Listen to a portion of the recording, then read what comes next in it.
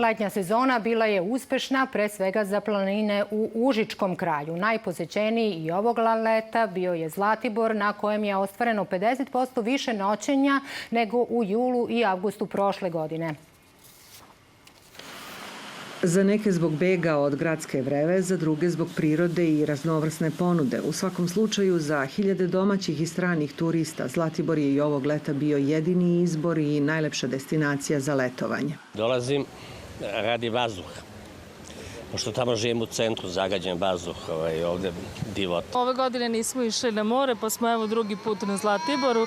Za decu je odlično. I ne samo nesvakidašnja priroda sa desetinama kilometara obeleženih pešačkih i biciklističkih staza, već i sadržaj u centru i neposrednom okruženju ponudu Zlatibora čine zanimljivom za sve generacije.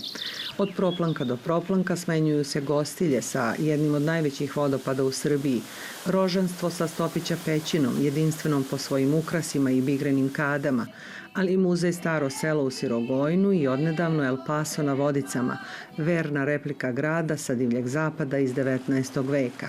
Ali ono što ovog leta gotovo niko ne propušta je vožnja 9 km dugom panoramskom Gold gondolom koja spaja centar sa najvišim vrhom planine i ski centar Tornik. Lepa vožnja, sigurna vožnja, prijatna. Priroda je fenomenalna, prelepa, znači to mi ostavlja najveći utisak. Prošlo je više od 190.000 ljudi za ovih 9 meseci. Utisci ljudi su izuzetno lepi, impresije odlične, tako da njihovo zadovoljstvo i naše zadovoljstvo, pogotovo zato što su rezultati maltene ne duplo veći od očekivanja.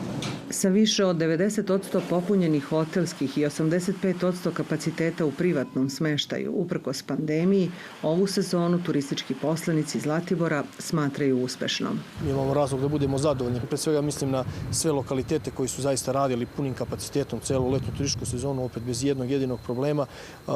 Letnja turistička sezona je bila bogata i za manifestacije koje smo na jedan bezbedan i drugačiji način organizovali ovoga leta. Uz nadaju se lepo vreme i u narednom periodu ovde očekuju oko 15.000 gostiju u kontinuitetu, vikendom i znatno više. Zbog prirodnih čari, ali i onoga što ima u svojoj ponudi, Zlatibor je posećen tokom cele godine. Zato ovde posle uspešne letnje najavljuju i bogatu jesenju sezonu. Sa jedne od najposećenijih srpskih planina i najduže panoramske gondole na svetu, za RTS Nadežda Gavrilović.